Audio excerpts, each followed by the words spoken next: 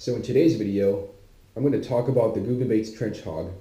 This is definitely my second favorite creature style bait to use behind the Googan Bandito bug. So as you can see right here, here's a package that goes with the Trench Hawg. They all come in different sizes and colors, but first of all I want to talk about each color that I have. So as you can see right here, this is the black and blue flake. You want to use this if you're fishing in dirty water, stained water, dyed water, and in low light conditions. You definitely want to use this in low light and in dirty water, in both low light and dirty water. And the reason behind that is because the overall profile of the color, the black with the blue flakes, it has an overall better profile on the outline in those conditions as opposed to a natural color such as a green pumpkin or watermelon red. It just helps the fish see the lure more, which can really attract a lot of big bites, unexpected big bites, especially if you're fishing in low light conditions such as sunrise and sunset, and especially in dirty water when the visibility isn't that great. So for the second color, this right here, as you already know from my previous videos, this is the Okeechobee craw in the full-size Trench Hawg.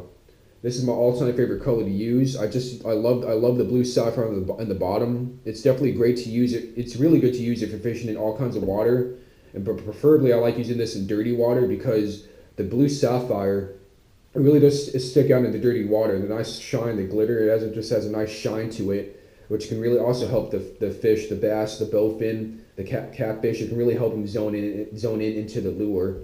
And it's just a great color to use overall. I just use it in all types of water clarity and conditions, but it really does exceed in dirty water. So for the next one right here, this is a summer craw. As you can see right here, it's a really nice bright chartreuse color. And you want to use this if you're fishing in dyed water and dirty water especially. It has a nice outline to it that really helps it stick out nice and bright, especially if you're fishing in sunny conditions. You can definitely fish this in cloudy conditions because the profile, the overall outline is going to stick out. But I like using this in sunny conditions because I like having the sun, reflect off the color, and it has a nice shine to it too. And the fish, it really drives the fish crazy. Right here, this is more of a natural color. This is a watermelon red, a lot of people's all-time favorite color. This is definitely a great color to use if you're fishing in clear water, even natural water, clear water, and even dirty water too. But I prefer to use this in a nice sunny day or sunnier day in natural water and clear water. It really does stick out, and it's a nice natural color. And one thing that really sticks out, especially in the sun, is when the sun's reflecting off, is the red flakes, not blue, but the red flakes, I'm sorry. This is really good to use in sunny conditions because when the sun is, bouncing off the lure, the red flakes, they really do stick out, and it can really mimic a bleeding creature. So right here, here's some smaller Trench Hawgs. Really, to me, they're really good for nest size when they're not biting the bigger lures, the traditional full-size Trench Hawg. You can go ahead and downsize it to the smaller Trench Hawgs. And I've caught a lot of fish, from big to small. I've caught a lot of bass, fishing off the banks in the open just from downgrading the size, going from a big profile to a smaller profile.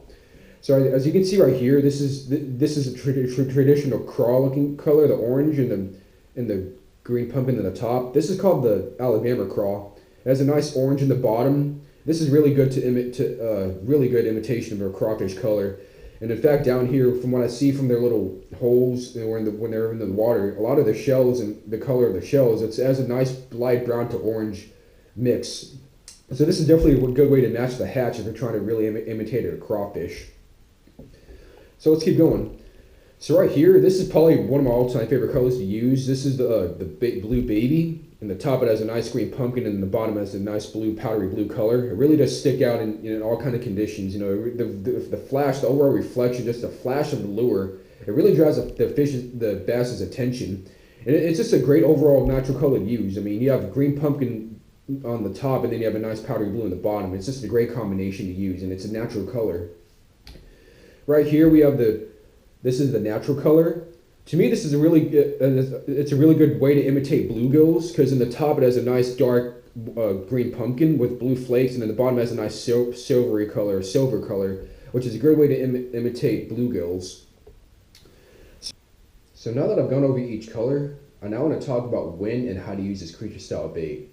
So let's talk about when. So since it's still January, the water's still pretty cold, and due to that, because of that, the fish, the bass, they're not going to be as active, and they're not going to be feeding a whole lot because of the colder weather. They're just going to be all, moving all slow, hunkering down in the vegetation and in the mud, just to stay warm and all. So as you can see right here, the Trench Hawg has a nice bulky and big profile and presentation. Nice, and you can fish it nice and slow in the bottom. So what I would recommend doing, like what I said, just fish it, cast in the open or near vegetation wherever the bass are hanging out at, and just slowly dragging on the bottom. In between those, and as you're dragging it, you can just slowly add some hops and flips to it too. It has a whole lot of action. As you can probably tell, this lure has a lot of action, first of all, but you can definitely fish it slow during this time of the year, and it's definitely a good way to get a lot of the fish, during the slow times of the winter. But however, as the weather starts warming up, especially in the spring and summer, the fish are going to be more active. They're going to be going through different kind of moods, such as like pre-spawn, spawn, and post-spawn. And just because of the warmer weather, there's going to be a lot more bugs, lizards, and more bait fish. They're going to be more active, which leads to the bass being more active too when they wanted to feed after being a little less active in the winter. So as you can see right here, this is definitely a good way to imitate a lizard. Which is the term for creature style bait, a lizard. As you can see right here, the body part can represent the lizard's body, the top can represent the head, and the appendages can represent the arms and the legs, and then the long claws can represent the lizard's tail, as you can see right here. If you focus and look closely, it definitely looks like a lizard. And during the pre-spawn, this is the time when the bass, they become more active, they're coming out more, they're laying their eggs, or they're protecting their eggs in their nests. And lizards, just like bluegills or any of the bait fish, they love going around messing around with bass nests and picking off and eating as much eggs as they can. And this drives the bass crazy. It really makes them want to come and just completely destroy the lizard or creature style bait that you're using to imitate the lizard. So like I said, this is definitely a good way to imitate a lizard when it comes to the pre-spawn.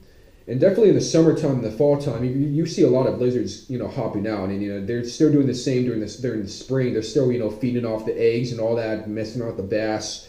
So definitely during spring through fall, I definitely would recommend using the Trench Hawg because it can not only represent a crawfish, but it can represent a lizard, which is perfect for bait for bass. It just drives them crazy. You just want to slowly drag them in the bottom and just add, around their nest, just wherever you can see in their nest, where you can find their nests, or just anywhere in the open, or around the banks and the shallow parts of the water where they're spawning and all. Slowly just, drag them in the bottom and just, add some hops and flips to it too. Have it mimic to where it's like feeding off the eggs, and you're gonna get a lot of bites. I promise you. I've caught a lot of fish, a lot of bass during those times of the year just by imitating a lizard. So now. No, I'm going to talk about how to use it now. I did talk about how, fishing around the bass nest and all that, but what you want to do, you want to Texas rig it. I'm going to go ahead and Texas rig this color because this is the color I'm going to use next. So you're just going to take the tip of the hook, insert it through the head right here, and as soon as you get to the bend point right here, that's when you pull the point through the plastic just like that, and just slowly bring the hook through it right here. And then what you want to do, just align it parallel to the body to where it's to where it's lined up, and you can see where you can insert the hook right here. So we're going to go ahead and insert it through here. Just going to go ahead and push it through here right here. It's all lined up, and this is perfect right here. Here we go right here, guys. Nice Texas rig right here. Perfect lizard creature style imitation. And like what I said, all you want to do is just all you want to do is just slowly drag it on the bottom, just like that. Just slowly drag it on the bottom, mimic a lizard on the bottom, crawling on the bottom, and add some hops and flips to it too, to represent, just hopping around down there, eating and feeding off the eggs from the nest. And whenever you're fishing around covered vegetation, from winter to summer, to spring and summer, go ahead and put your peg stopper down to where your weight's not going anywhere. So that way, your whole lure doesn't get jammed into the vegetation, such as brush, like trees, brush, branches, lily pads, and grass mats especially. And they get really thick down here in Texas and all, especially in the warmer weather. So it's pretty simple. I mean, it's a really easy bait to use. I mean, I love using it. I'm going to compare it to the bandito bug, which is my favorite creature style bait to use. As you can see, it's very similar. They're both creature style baits. But this one has, obviously, as you can see, the Trench Hawg has a more bulkier, longer body presentation. It just has more of a lizard, more of a creature style imitation. So that's pretty much it for today's video. So in future videos, I'm definitely going to be doing some underwater footage in my pool.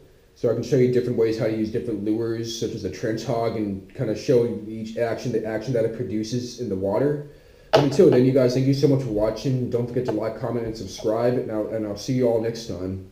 Here we go one more time. The nice Trench Hawg on the Texas rig. Nice and beautiful, nice and simple. Thanks again, you guys. I'll see you guys next time. Have a great night.